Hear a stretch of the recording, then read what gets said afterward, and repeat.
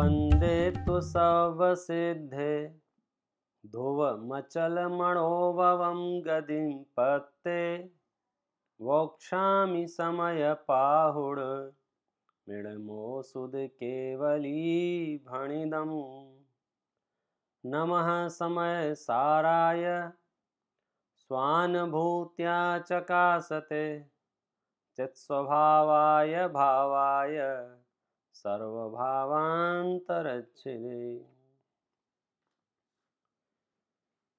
देखिए, ये हम और आपका बहुत बड़ा सौभाग्य है कि आज पूरे विश्व में जब त्राही त्राही मची हुई है, ऐसी विषम परिस्थितियों में भी हम तत्वज्ञान का रस पान करने के लिए तैयार हैं और सतत प्रयास कर रहे हैं।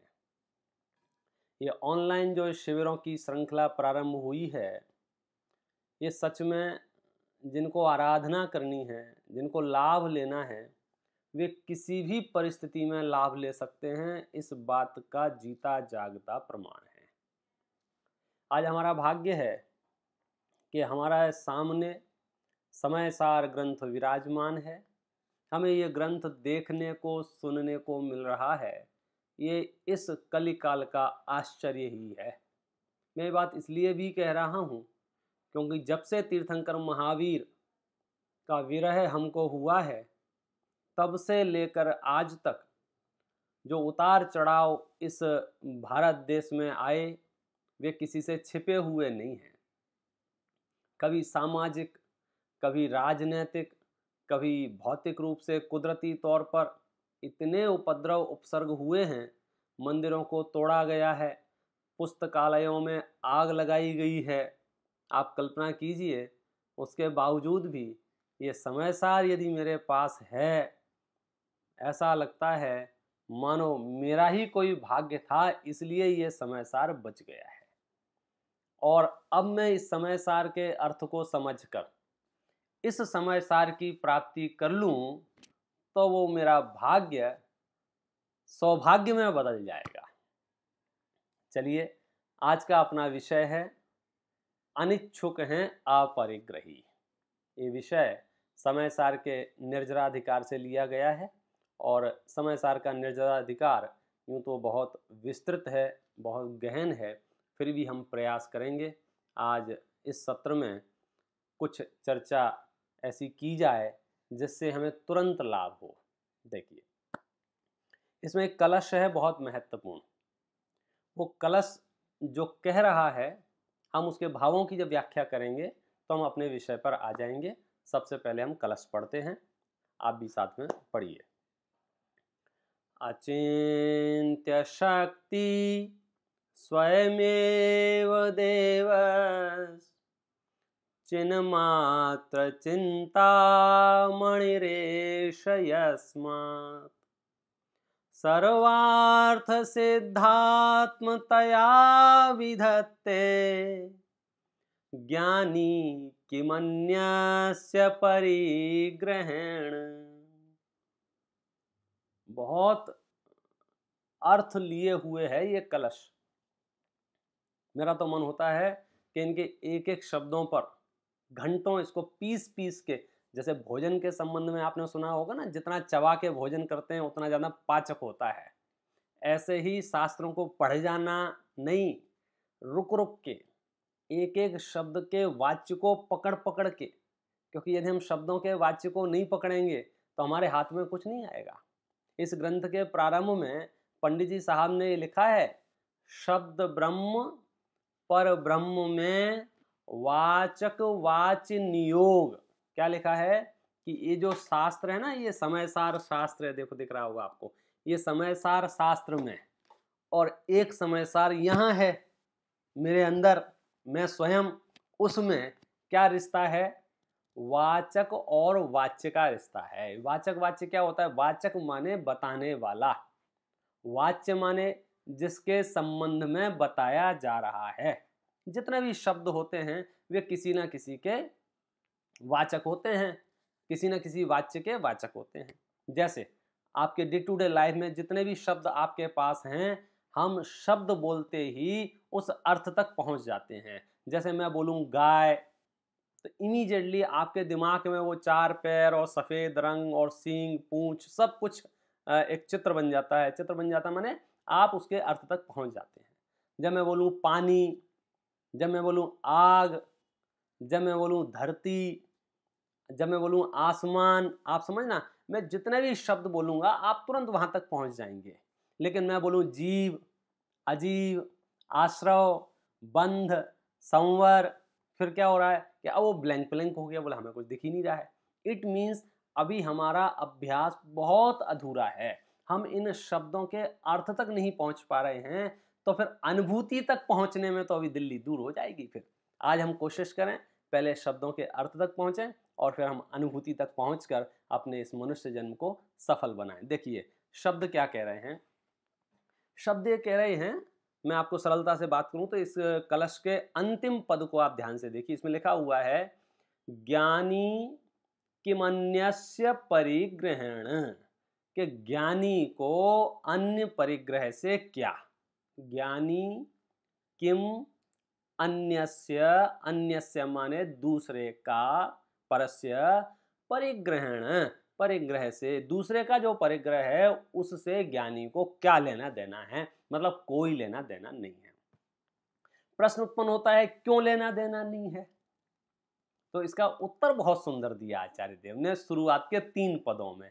क्या उत्तर दिया है, देखिए अब आप उसके रस में डूबिए। किसकी बात चल रही है आपको मालूम है, स्वयं की बात चल रही है, स्वयं के वैभव की बात चल रही है, कैसा हूं मैं उसकी बात चल रही है। तो उसकी शुरुआत यहां से की, अचिंत्य शक्ति, कि आपकी सामर्थ्य, आपकी ताकत अचिंत्य है। अचिंत्य है माने आप सोच नहीं सकते हैं, सोच नहीं सकते हैं माने अब हमें विचार नहीं करना चाहिए आत्मा के बारे में। देखो ये जब तक आपको भाषा ज्ञान सही नहीं हो ना तो आप भावों तक नहीं पहुंच पाओगे। सोच नहीं सकते हैं माने इतनी अपार, इतनी विराट, इतनी विशाल है कि आपका दिमाग काम नहीं करेगा, और थोड़ी बहुत समझ में भी आ जाएगी तो वो वाणी में नहीं आती है। आप समझना बात को, जो स्वरूप केवल ज्ञान में झलकता है वो पूरा का पूरा वाणी में नहीं आता है। क्यों, शब्द सीमित हैं, स्वरूप असीमित है। अचिंत्य शक्ति, मेरी शक्ति जो है अचिंत्य है। स्वयमेव देव, मैं स्वयं ही देव हूं। चिन्मात्र चिंता मणिरेश यस्मात्, और मैं चैतन्य चिंतामणि रत्न हूं। क्या मतलब ये चैतन्य चिंतामणि रत्न का, आपने नाम तो सुना होगा ना, चिंतामणि रत्न का नाम सुना होगा। क्या काम है उस चिंतामणि रत्न का, तो कहते हैं चिंतामणि रत्न का काम है कि यदि चिंतामणि रत्न आपके पास हो तो आप चिंतन करो, सोचो, जैसे ही आप सोचोगे और जिस विषय में आप सोचोगे वो वस्तु हाजिर हो जाएगी। आप सोचो अरे यार गाड़ी होती तो मैं वहां चला जाता, आप ऐसा सोचोगे ना, चिंतन करोगे, उतनी देर में तो गाड़ी सामने खड़ी होगी आपके। उसका नाम है चिंतामणि रत्न। यानी जैसा सोचोगे, जो सोचोगे वो आपको मिल जाएगा। मैं क्या हूं, चिन्मात्र चिंतामणि, मैं भी चैतन्य चिंतामणि रत्न हूं। इससे क्या होने वाला है, इससे लिखा है इसमें क्या होने वाला, देखिए इससे होने वाला है सर्वार्थ सिद्धात्मतया विधत्ते, इससे सर्व प्रयोजन की सिद्धि होती है। किससे, ध्यान से सुन रहे हो, किससे, वो पौद्गलिक चिंतामणि रत्न से नहीं, चैतन्य चिंतामणि रत्न से सर्वार्थ सिद्धात्मतया विधत्ते, के इस चैतन्य चिंतामणि रत्न से मेरे सर्व प्रयोजन की सिद्धि होती है।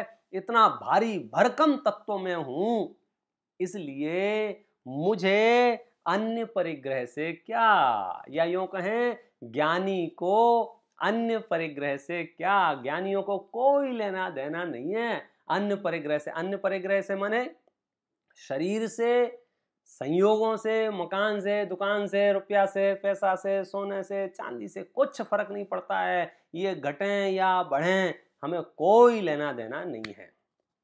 अब इस रहस्य को समझने के लिए आगे की जो गाथाएं हैं समय सार की, सचमुच अद्भुत गाथाएं हैं। चलिए क्रम क्रम से आगे बढ़ते हैं।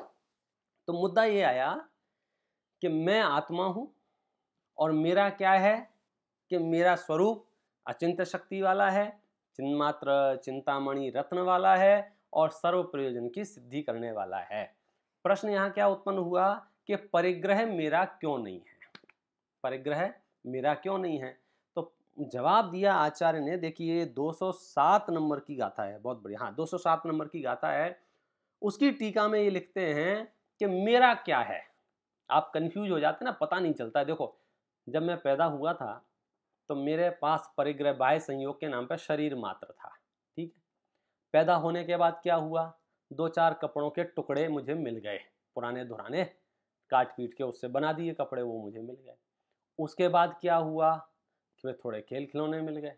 उसके बाद क्या हुआ, फिर थोड़ा और थोड़ा और थोड़ा और थोड़ा और, ऐसा करते करते करते आज तो मेरे पास 4 फैक्ट्री हैं, 5 मकान हैं, 3 फार्म हाउस हैं, फलाना है ढिकाना है। आप समझ रहे हो।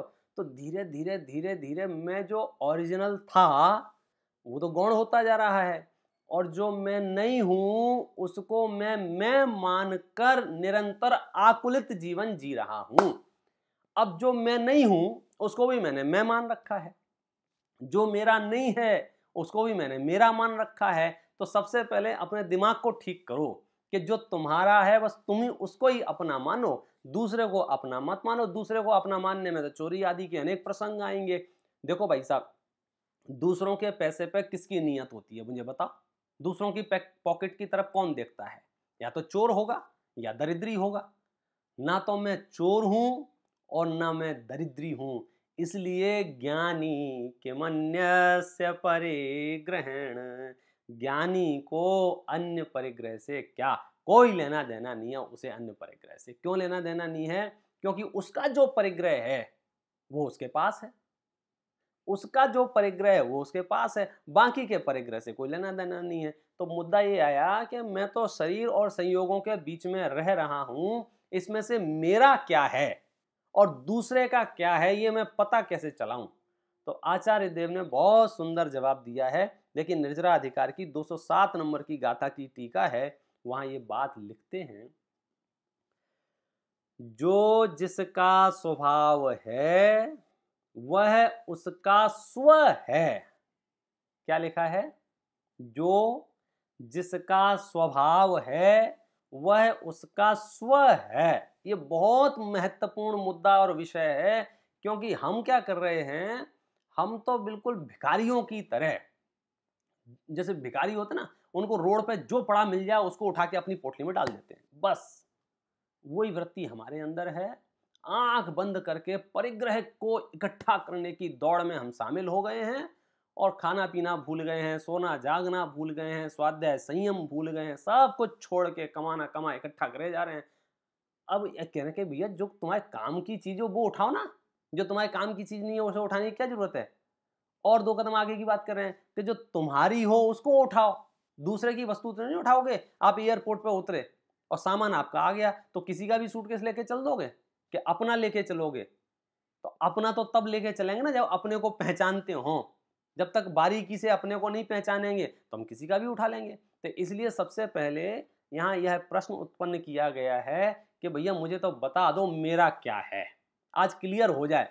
एक एक बच्चा, एक एक युवा, एक एक प्रौढ़ ध्यान से सुनना, क्यों, हमें ये रहस्य पता चल जाए कि दुनिया में मेरा क्या है। तो मैं उतने की सुरक्षा करूंगा ना, मैं उतने की चिंता करूंगा ना, मैं उतने की परवाह करूंगा। अभी मुझे पता नहीं है, मैं मुफ्त में पूरे गांव के ठेका ले रखा है और मुझे बहुत विकल्प होते हैं। तो उन विकल्पों से बचने के लिए जवाब सुनो। यहाँ क्या लिखा है, मेरा क्या है, मेरा माने अपना क्या है इस दुनिया में। यहाँ लिखा है, जो जिसका स्वभाव होता है वह उसका स्व है।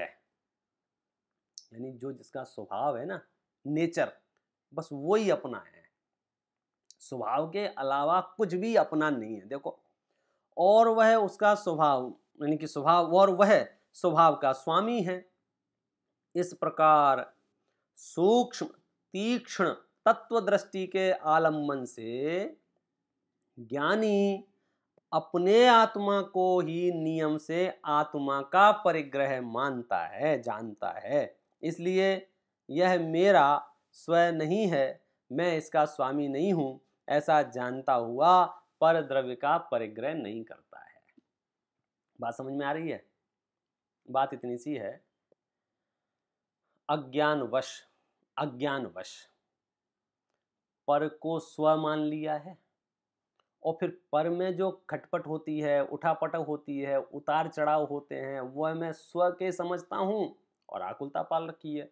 और अक्सर ऐसा हो जाता है, हम लंबे टाइम तक जिन संयोगों के बीच में रहते हैं ना, तो धीरे धीरे धीरे धीरे ऐसा लगने लग जाता है बस ये संयोग ही मैं हूं। देखो, मैं आपको एक सच्ची घटना बताता हूं। एक बार एक सज्जन मेरी दुकान पे आए और उन्होंने कुछ सामान लिया, और जाते जाते वे सज्जन अपने 10 लाख रुपयों का एक बैग मेरी दुकान पे छोड़ गए।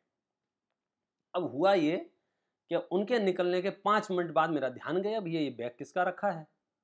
तो बोले अभी थोड़ी देर पहले आए थे। अब हमने उसको खोल के देखा तो उसमें नोट थे।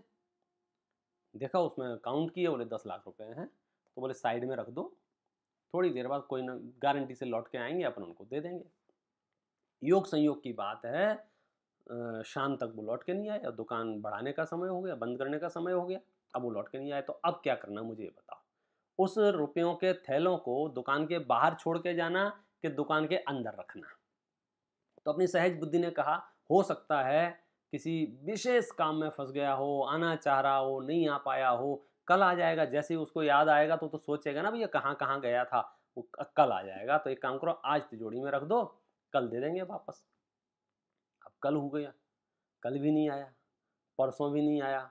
आप ये समझ लीजिए महीने 2 महीने निकल गए और हम भी अपने काम धुन में लग गए, वो बैग साइड में पड़ा हुआ है।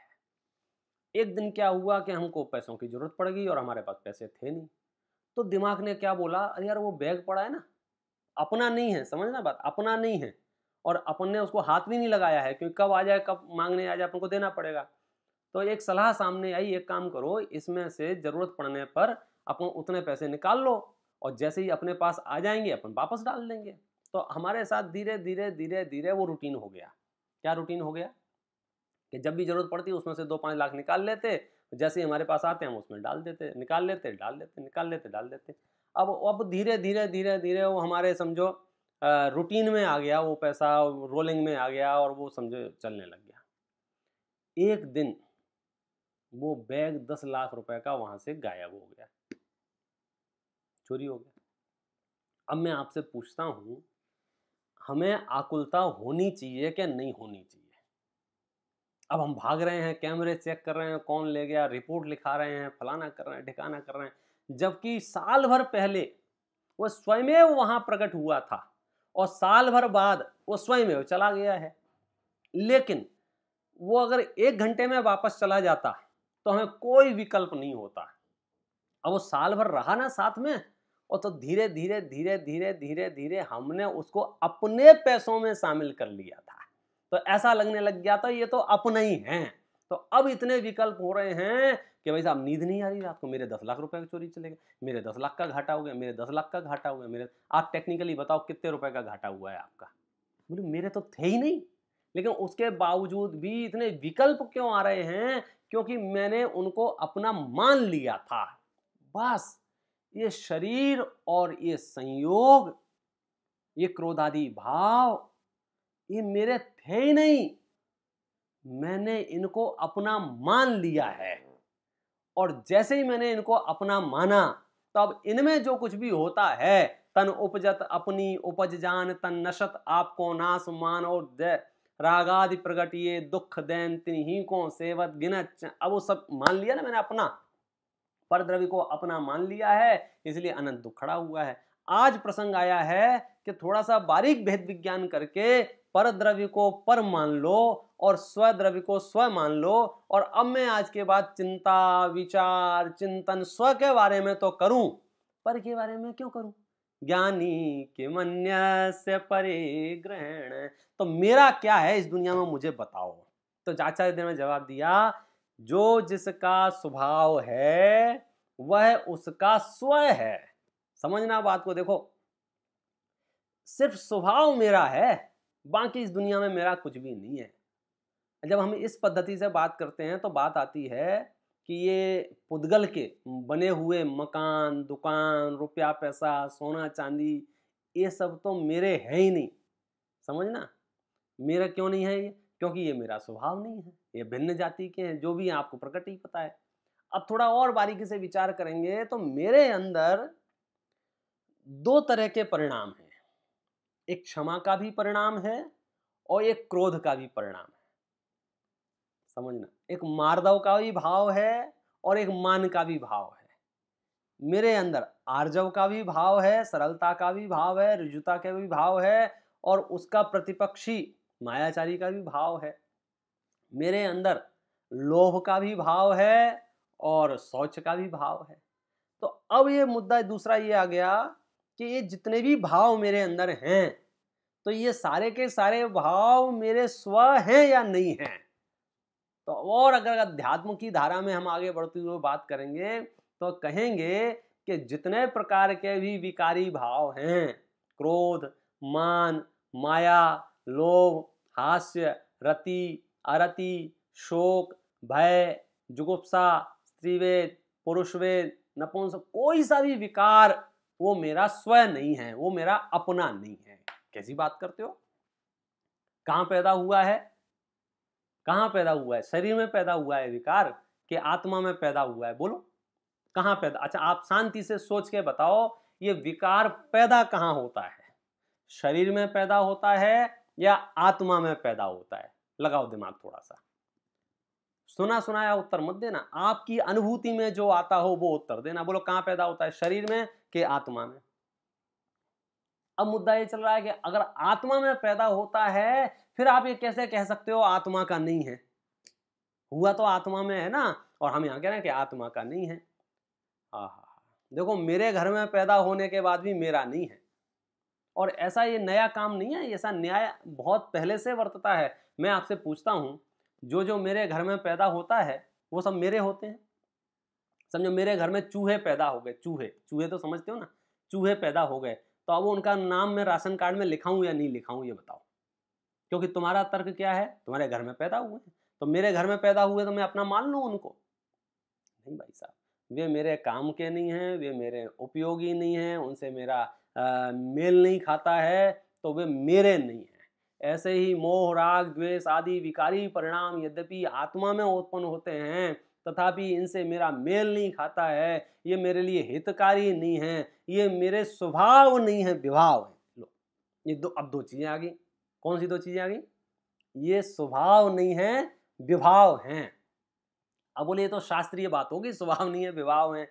बच्चों की समस्या तो ये है कि बच्चे कैसे पहचाने कि कौन सा भाव स्वभाव है और कौन सा भाव विभाव है। मैंने मेरे अंदर की बात चल रही है, अब बाहर की तो छोड़ ही दो, अंदर में जो है वो कैसे पता लगे क्या स्वभाव है और क्या विभाव है?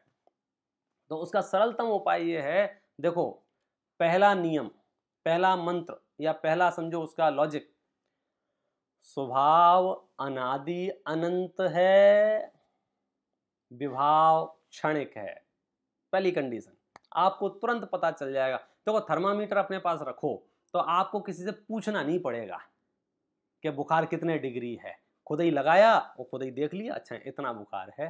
तो ऐसे ही आप परिभाषाएं, लक्षण याद रखो तो आपको किसी का पराश्रय नहीं लेना पड़ेगा, क्या सही है क्या गलत है। आप सीधे आंख बंद करके कह सकते हो ये स्वभाव है, ये विभाव है। तो मैं कैसे पहचानूं? कि सबसे पहले तो दुनिया में आत्मा से बाहर, आत्मा से बाहर माने शरीर आदि संयोगों को तो भूल जाओ, उनकी तो अपन चर्चा ही नहीं कर सकते हैं।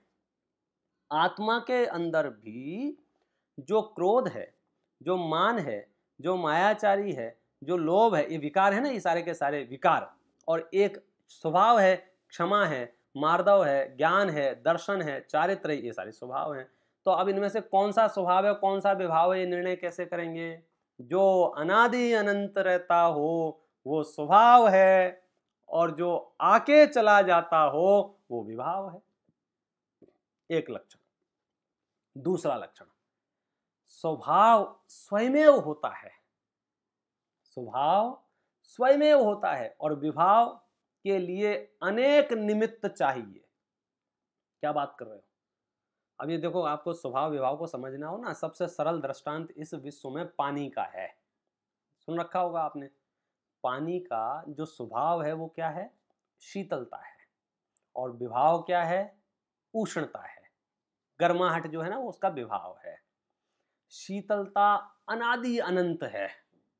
जब से पानी है तब से शीतलता है और जब तक पानी रहेगा तब तक शीतलता रहेगी। अनादि अनंत है शीतलता। उष्णता कभी गर्म हो जाता है फिर चला जाता है, गर्माहट आती है चली जाती, आती है चली, यानी उष्णता जो है उसका विभाव है। अच्छा, दूसरा क्या कहा था हमने, तर्क क्या दिया कि स्वभाव स्वयमेव होता है, उसमें कुछ करना नहीं पड़ता है। और विभाव की समस्या क्या है कि सहयोगी कारण चाहिए, निमित्त कारण चाहिए। पानी को मैं आपको कहता हूं ठंडा रखना हो तो क्या करना पड़ेगा? तो आप कहोगे भाई साहब वो तो उसका स्वभाव है, कुछ मत करो अपने आप हो जाएगा। और गर्म करना हो तो फिर तपेली चाहिए, फिर गैस चाहिए, गैस के अंदर भी गैस चाहिए, लाइटर चाहिए। आप समझ रहे हो कितनी सारी चीजें चाहिए, तब वो पानी जाके विभाव रूप परिणमित होगा। ऐसे ही मेरे चैतन्य सदन में, ऐसे ही मेरी आत्मा में क्षमा, मार्दव, आर्जव इस रूप परिणमन के लिए कुछ नहीं चाहिए।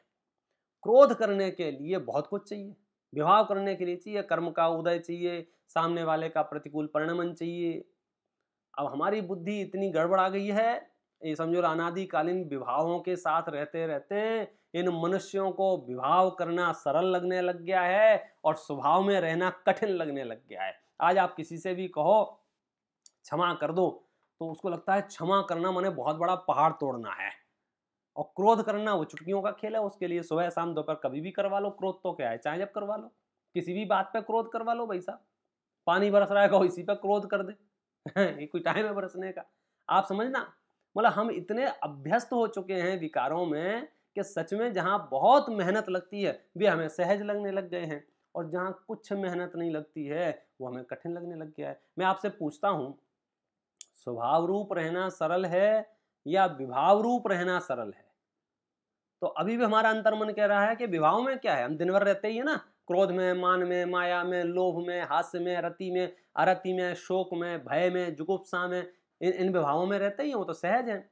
और क्षमा में, मार्दव में, आर्जव में, शौच में, सत्य में, संयम में, तप में, त्याग में, आकिंचन्य में, ब्रह्मचर्य में, अब ये कठिन लग रहा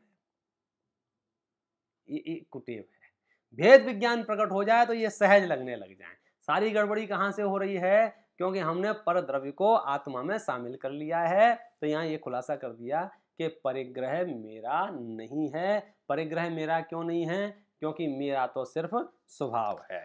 और जब ये तय हो गया कि परिग्रह मेरा नहीं है, तो अब उस परिग्रह का क्या हो क्या नहीं हो, इस संदर्भ में आचार्य देव ने इतनी बड़ी बात कह दी है कि यहाँ मैं समझता हूँ सिर्फ हिम्मत वाले लोग उस गाथा को समझो पढ़ पाएंगे और हिम्मत वाले लोग उस गाथा को आत्मसात कर पाएंगे। अपने परिग्रह के बारे में आचार्यों का क्या चिंतन है, जो हमारे आसपास के संयोग है, उसके लिए 209 नंबर की गाथा में देखिए, आप पढ़िए। मैं आपको यहाँ से पढ़ता हूँ। अद्भुत है। अद्भुत माने कि अब हमारा निर्णय हो गया ना कि सिर्फ स्व मेरा है। स्व माने मेरा स्वभाव मेरा है, बाकी कुछ भी मेरा नहीं है। और जो मेरा नहीं है उसका क्या हो, उससे मुझे क्या फर्क पड़ने वाला है? देखो क्या लिखते हैं, छे जदुवा भे जदुवा णे जदुवा अहव जादुवे पलयम जम्मा तम्मा गच्छदु तविहुण परे गहो मज्ज। अब वो परिग्रह छिद जाए, भिद जाए, नष्ट हो जाए, कोई उठा ले जाए, अथवा प्रलय को प्राप्त हो जाए, यहां वहां चला जाए, वह परिग्रह मेरा नहीं है। बोलो, ये अंतरंग श्रद्धान की समझो शब्दों में अभिव्यक्ति है कि यदि वो परिग्रह मेरा नहीं है ना, अब मैं आपसे ऐसे बात कह सकता हूं, जैसे मकान है, अब वो मकान टूट जाए, बन जाए, बढ़िया बन जाए, नहीं बन जाए, मुझे क्या फर्क पड़ता है? ये शरीर है ना, शरीर ये रहे नहीं रहे, इसमें रोग हो जाएं, इसमें नहीं हो जाएं, मुझे क्या फर्क पड़ता है? मुझे माने ज्ञान, मैं तो ज्ञान मात्र हूं ना, तो मुझे कोई फर्क नहीं पड़ता है। ये शरीर भी मेरे लिए पर है, तो पर के अंदर कुछ भी परिवर्तन होता रहे, मुझे उससे कुछ लेना देना नहीं है, क्योंकि वह परिग्रह मेरा नहीं है। मैं परिग्रह के संबंध में कुछ भी विकल्प, कुछ भी भावना, कुछ भी इच्छा नहीं करूंगा। इसीलिए जो वास्तव में अपरिग्रही होना चाहते हैं, जो वास्तव में ये कहना चाहते हैं कि भाई मैं तो अपरिग्रही हूँ, तो अपरिग्रह कौन हो सकता है, अपरिग्रही कौन हो सकता है? तो यहाँ पर 4 गाथाएं हैं 210 नंबर से लेकर के 214 नंबर तक, जिन गाथाओं में लिखा हुआ है, देखिए, अपरिग्रहो अनिच्छो भणिदोड़ाणी अणेच्छदे धम्मम् अपरिग्रहो धम्मस् जान गोतेण सो होदी। अनिच्छुक हैं अपरिग्रही, अनिच्छुक हैं अपरिग्रही, ऐसी 4 गाथाओं में क्रम से अनिच्छुक हैं अपरिग्रही, अनिच्छुक हैं अपरिग्रही। क्या मतलब है यहाँ पर? मतलब ये है, देखो मैं आपको सीधे सीधे समझाऊं ना, अपने पास समय की सीमाएं हैं, इसलिए आपको डायरेक्ट ले चलता हूँ। इन 4 गाथाओं का जो अर्थ है, टीका है, वो टीका देखिए, टीका में एक शब्द में खुलासा कर दिया है। हमारे चित्त में प्रश्न उत्पन्न हो ना, स्वप्न में भी अपन को लगे कि परिग्रह माने क्या, तो 1 सेकंड में जवाब आना चाहिए, एक शब्द में जवाब आना चाहिए। तो वो जवाब यहाँ लिखा हुआ है, देखिए इस टीका में सबसे पहला शब्द है इच्छा परिग्रह। क्या शब्द है? इच्छा परिग्रह। देखिए मैं मूल शब्दों को पढ़ता हूँ, आपकी तबीयत खुश हो जाएगी। आचार्यों ने तो यद्यपि इसको पुनः पुनः लिखा है, मैं एक बार ही आपको पढ़ के सुनाता हूँ। यहाँ लिखते हैं इच्छा परिग्रह, तस्य परिग्रहो नास्ति यस्य इच्छा नास्ति। उसके पास परिग्रह भी नहीं है जिसके पास इच्छा नहीं है। अब बोलो, इच्छा तु अज्ञानमयो भावः, अज्ञानमयो भावः तु ज्ञानिनो नास्ति, ज्ञानिनो ज्ञानमय एव भावोस्ति। ततो ज्ञानी अज्ञानमयस्य भावस्य इच्छाया अभावात् धर्मं नेच्छति, तेन ज्ञानिनो धर्म परिग्रहो नास्ति, ज्ञानमयस्येकस्य ज्ञायक भावस्य भावात् धर्मस्य केवलम ज्ञायक एवायम स्यात्। देखो मैंने जानबूझ के संस्कृत इसलिए पढ़ी है कि आप उस रस को थोड़ा सा चखने की कोशिश करें, जो आचार्य कम से कम शब्दों में से बहुत बात कह देते हैं। अब उन्होंने एक शब्द में कह दिया, परिग्रह माने क्या? इच्छा ही परिग्रह है। और हम परिग्रह किसको समझ रहे थे? हम समझ रहे थे दुकान मकान रुपया सोना चांदी, जो बाय फिजिकल भौतिक पुद्गल द्रव्य की जो आकार प्रकार है, हम उसको परिग्रह समझ रहे थे। और असली में वास्तविक में परिग्रह क्या है? कि इच्छा ही परिग्रह है। क्यों कह रहे हैं ये वास्तव में इच्छा परिग्रह है? देखो आपको एकदम सरल कर दिया। क्या सरल कर दिया? कि हम कभी कभी बहुत कंफ्यूज रहते हैं, भ्रमित रहते हैं। क्या अपने आप से हम पूछें कि बोलो हम परिग्रही हैं कि अपरिग्रही हैं, तो हमारा दिमाग तुरंत दौड़ता है। जिसके पास बहुत बड़ा घर है, जिसके पास बहुत ज़्यादा गाड़ियां हैं, जिसके पास बहुत ज़्यादा रुपया पैसा है, तो वो व्यक्ति तो हमारे दिमाग में उभर के सामने आता है, और ये परिग्रही है। और अपने पास क्या है? किराए का घर है, दुकान भी छोटी मोटी है, चलती नहीं है। आप समझिए ना, पैसे बैंक में भी रोज के खर्चे लायक ही हैं, कुछ ज़्यादा नहीं है। तो फिर अपन अपरिग्रही लगते हैं, भाई मेरे पास तो कुछ भी नहीं है, और सामने वाला अपरिग्रही लगता है। इस न्याय से तो फिर गाय गधे घोड़े बंदर ये तो पूरे अपरिग्रही हो जाएंगे, क्यों? इनके पास तो कुछ भी नहीं है, 1 रुपए भी नहीं है इनके पास तो। लेकिन ऐसा नहीं है। परिग्रह माने क्या? परिग्रह माने इच्छा, इच्छा तू परिग्रह, इच्छा ही परिग्रह है भाई साहब। और साफ लिखा है तस्य परिग्रहो नास्ति यस्य इच्छा नास्ति, उसके परिग्रह भी नहीं है जिसके इच्छा नहीं है। इसलिए वो 4 गाथाएं जो मुनराजों के संबंध में ही गाथाएं हैं कि वे मुनराज अनिच्छुक हैं, क्योंकि उनको धर्म की भी इच्छा नहीं, पुण्य की भी इच्छा नहीं, पाप की भी इच्छा नहीं, असन की भी इच्छा नहीं, पान की भी इच्छा नहीं। अब आगे इस पर चर्चा करेंगे अच्छे से। अभी आपको इतना सा शब्द समझ लो, कितना सा इच्छा ही परिग्रह है। और अपने आप को अपरिग्रही बनाना हो तो क्या करें? इच्छा मत करो। अब देखना, इसको और सरल करता हूं। आपके पास क्या है, इससे निर्णय नहीं होगा आप कितने परिग्रही हैं। आपको कितनी इच्छाएं हैं, उससे निर्णय होगा आप कितने बड़े परिग्रही हैं। नहीं समझ में आया? आपके पास गाड़ी है या नहीं है, इससे हमें कोई मतलब नहीं है।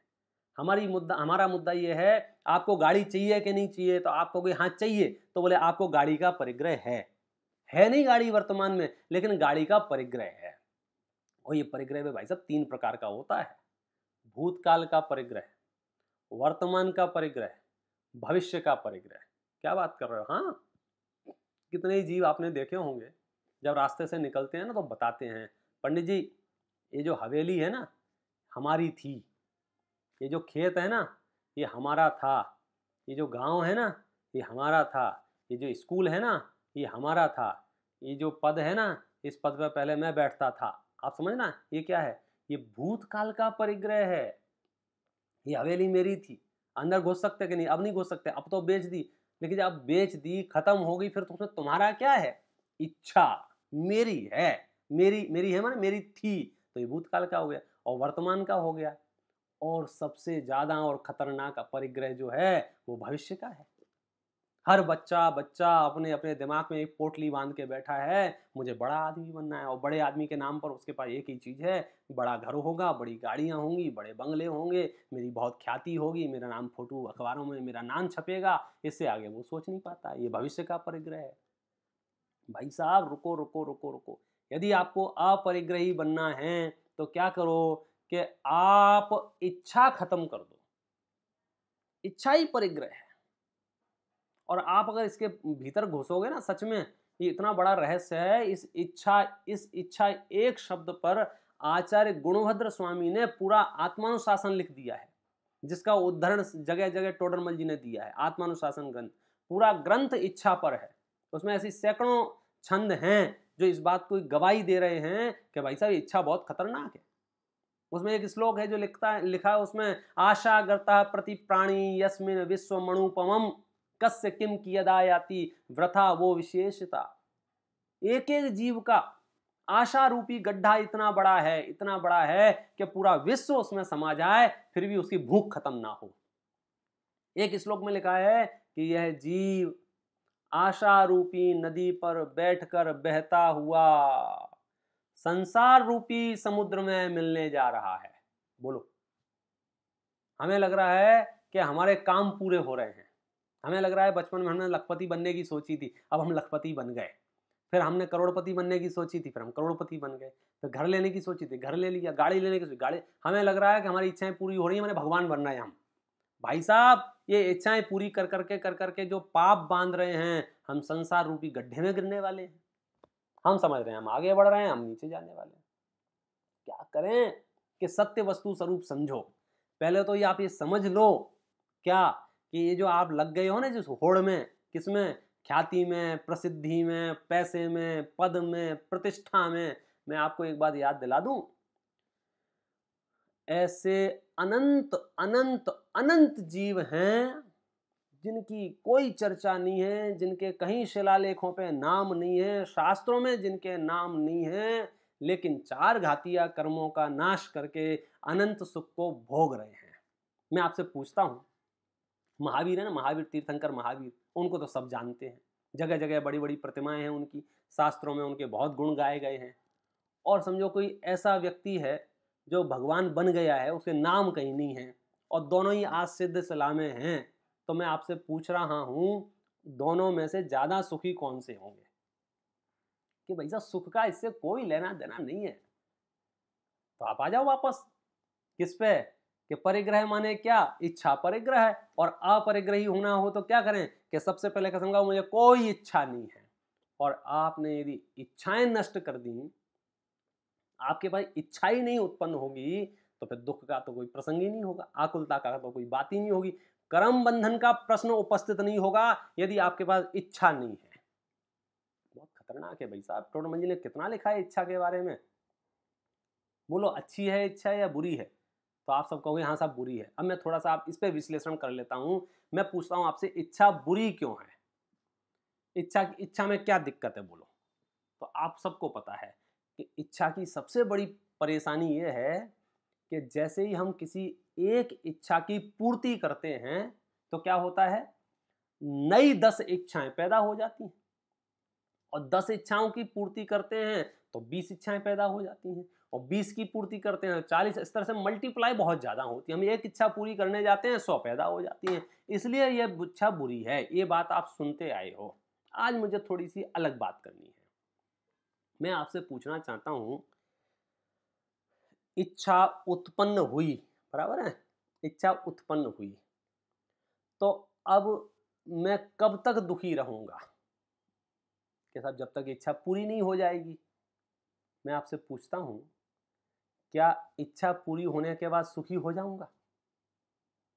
बोले नहीं नहीं नहीं नहीं, दूसरी इच्छाएं पैदा हो जाए। मैं कह रहा हूं दूसरी को भी साइड में रखो, इसी की बात कर लो पहले।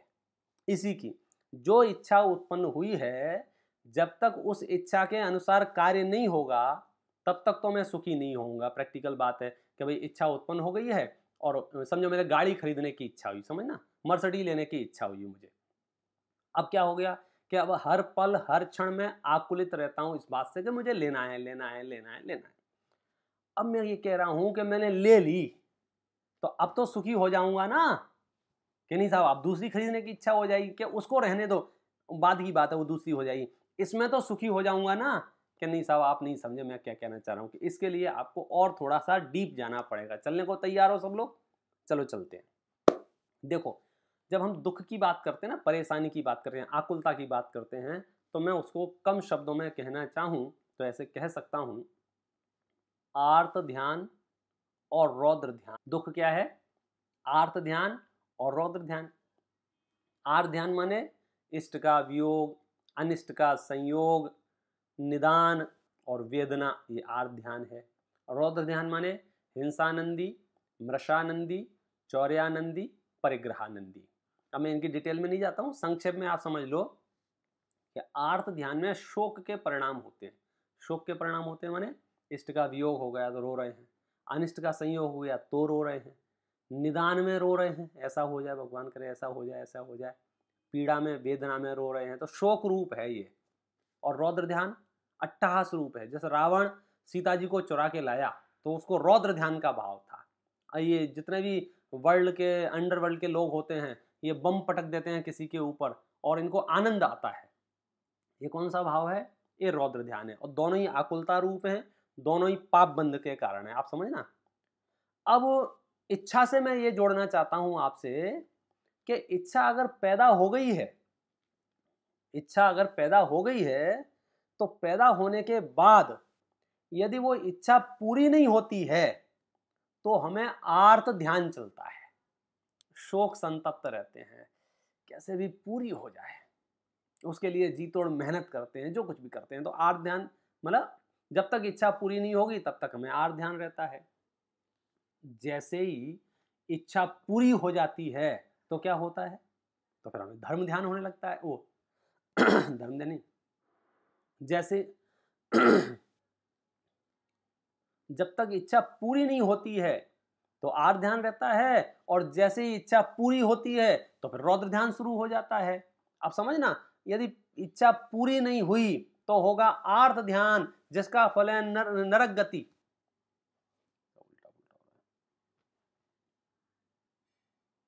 यदि वो इच्छा पूरी नहीं हुई तब तक होगा आर्त ध्यान, और जैसे ही इच्छा पूरी हो गई तो होने लग जाता है रौद्र ध्यान।